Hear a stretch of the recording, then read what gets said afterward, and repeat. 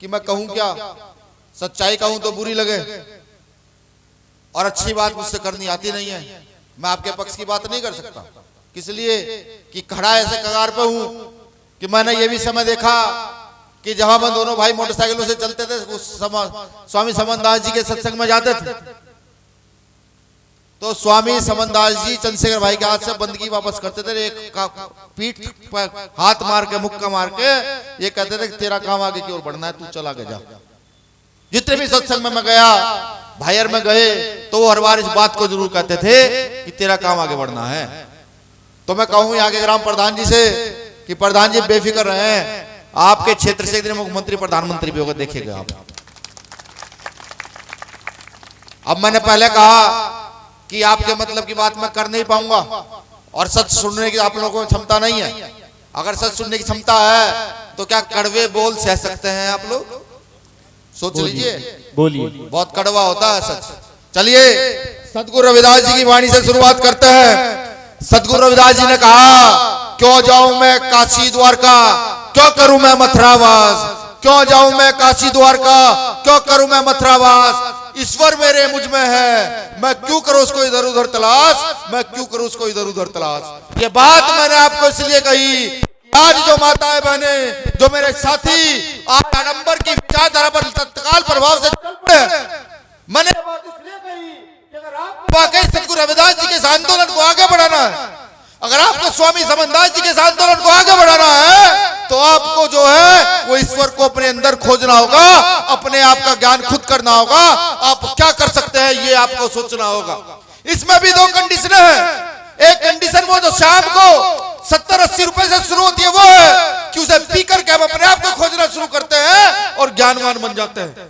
दूसरी कंडीशन वो कि हम पूरे दिन मेहनत मजदूरी करके अपना काम नौकरी से आते हैं और अपने परिवार में बैठकर गांव के आसपास के लोगों का हालचाल पूछते हैं, परिवार का हालचाल पूछते हैं और गांव की तरक्की के लिए विचार विमर्श करते हैं। ये दो कंडीशनें हैं खुद को जानने की। अब ये आपको बखूबी पता है सदगुरु रविदास जी महाराज जी की कौन सी कंडीशन हो सकती है, स्वामी समनदास जी महाराज जी की कौन सी कंडीशन हो सकती है। और इस देश में अगर मैं कहूं, हर मंच से कहता हूं कि अगर इस क्षेत्र के अंदर महिलाओं का बाबा साहब अम्बेडकर के बाद किसी ने सही सुधार किया है तो शख्स का नाम स्वामी समनदास जी महाराज है। क्योंकि अगर ये समाज जो इधर बैठा है, पुरुष समाज, ये नशे में इतना लीन था कि स्वामी समनदास जी महाराज ने इनकी पिटाई कर करके इनको सुना करके नशे से दूर किया, जिससे आज आपका जीवन सुखमय व्यतीत हो रहा है। तो आप सबको बाबा साहब अम्बेडकर के साथ साथ स्वामी समनदास जी महाराज के नाम के भी 2 फूल चढ़ने चाहिए। सदगुरु रविदास जी ने कहा कि चाहूं ऐसा राज में मिले सबन कौन, छोट बड़े सब संग बसे रहे दास रहे प्रसन्न। ये बात सदगुरु महाराज कब कह के जा रहे हैं? अब से 600, 650, 700 साल पहले किन्हें कह के जा रहा है, ये बड़ा सवाल है। ये बात सदगुरु रविदास जी महाराज कह के उन लोगों को जा रहे हैं जिन्होंने इस देश के अंदर अछूत का जीवन जिया, जिनके पास कभी कोई सम्मान नहीं रहा, जो लोग हमेशा गांव के बाहर बसाए गए, उन लोगों को ये बात सदगुरु रविदास जी 600-700 साल पहले कह के जा रहे हैं। लेकिन अफसोस होता है ये सोचकर, ये कहकर कि बात चली तो बहुत, यहाँ राजतंत्र भी रहा, प्रजातंत्र भी आ चुका है और आगे ना जाने क्या क्या तंत्र यहाँ लागू होंगे। लेकिन ये बात किसी की समझ आई तो डॉक्टर बाबा साहब अम्बेडकर की समझ में आई कि सदगुरु रविदास जी महाराज ने बात क्यों कही। और उन्हें संविधान के मौलिक अधिकारों में आपको इस राज को स्थापित करने की शक्ति दी, आपको समानता का अधिकार दिया, आर्थिक समानता, राजनीतिक समानता, सामाजिक समानता, शैक्षिक समानता, उन्होंने मौलिक अधिकारों में भारत में संविधान में आप लोगों को दे दी। और अपना राज स्थापित करने के लिए उन्होंने आपको लोकतंत्र जैसी व्यवस्था दी कि जिसकी जितनी संख्या भारी उसकी उतनी हिस्सेदारी। अब मेरे लोगों खड़े हो जाना और खड़े होकर के इस देश की दुख दुविधा को दूर करना। यहाँ का जो बहुजन समाज है, शोषित पीड़ित वंचित समाज है, वो खड़ा हो, अपने हक अधिकार ले। और ये जो आंदोलन मैंने वाणियों के माध्यम से आपको सिखाया, इस आंदोलन को आगे बढ़ाने का काम करे। लेकिन अफसोस होता है ये जानकर कि हमने बाबा साहब की शिक्षा तो ग्रहण की, लेकिन संघर्ष का रास्ता हम भूल गए। बाबा साहब की शिक्षा ग्रहण तो कर ली, संघर्ष का रास्ता भूल गए। और जब संघर्ष का रास्ता इख्तियार नहीं हुआ तो संगठन की कोई बात नहीं आती। साथियों, अगर संगठन की बात किसी की समझ आई तो साहब मान्यवर कांशीराम साहब की समझ में आई कि संगठन का निर्माण कैसे करना।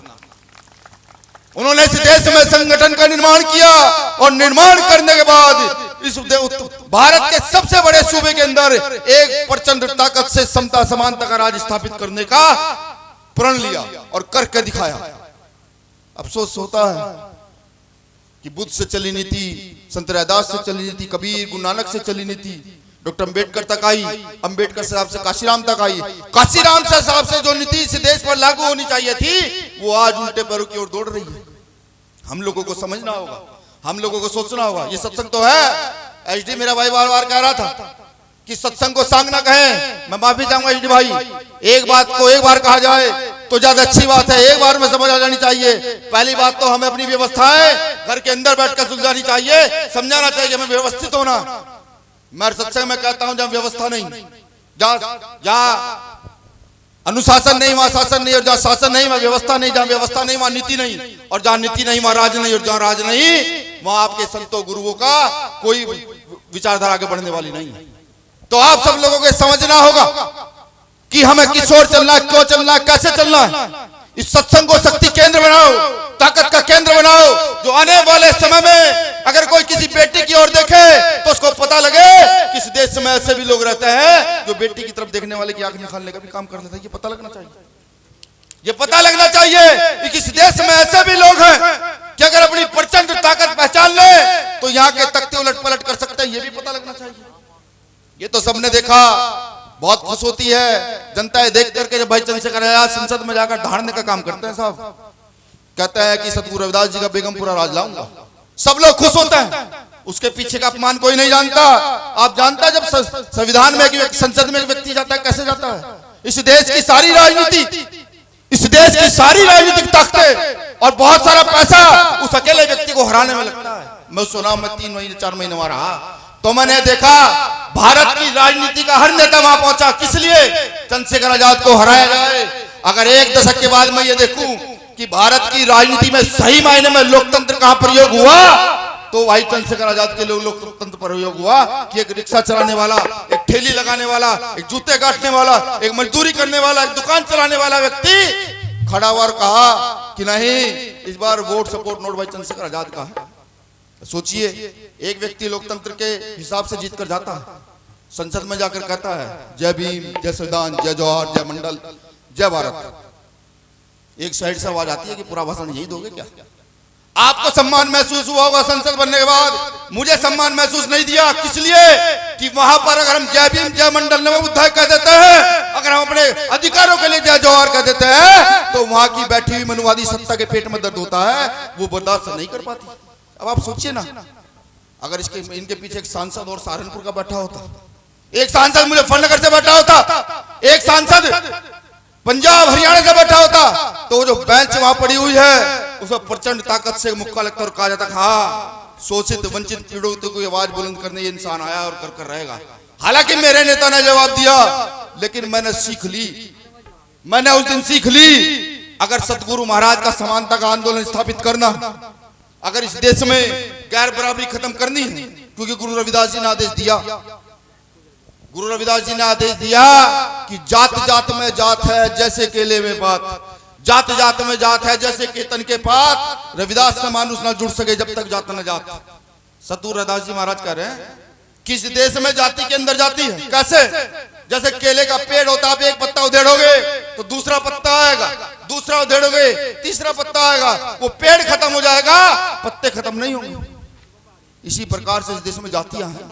रविदास जी साफ कह रहे हैं कि अगर आप जातियां नहीं खत्म करोगे तो आप रविदास से मिल नहीं सकते। बिल्कुल, ये गुरु महाराज कह रहे हैं, मैं नहीं कह रहा।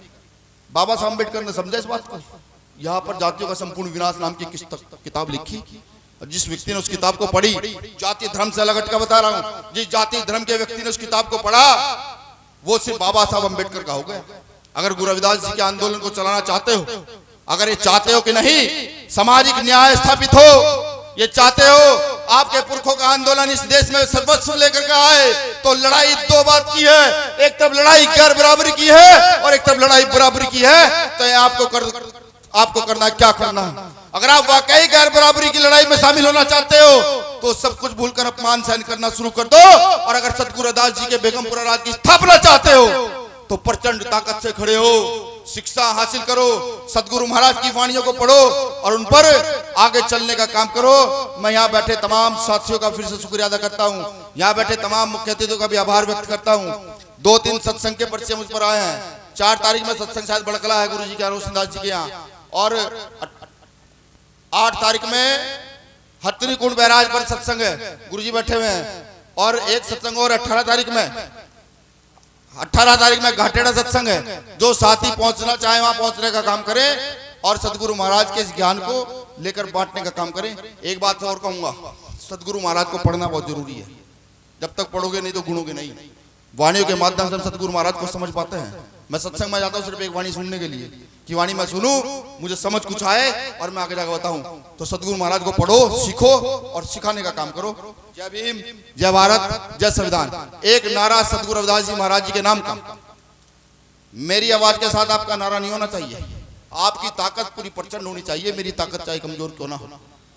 बोलिए संत शिरोमणि सदगुरु रविदास जी महाराज की, संत शिरोमणि सदगुरु रविदास जी महाराज की, संत शिरोमणि सदगुरु रविदास जी महाराज की, स्वामी समनदास जी महाराज की, स्वामी समनदास जी महाराज की। शुक्रिया। जय भीम, जय भारत, जय संविधान।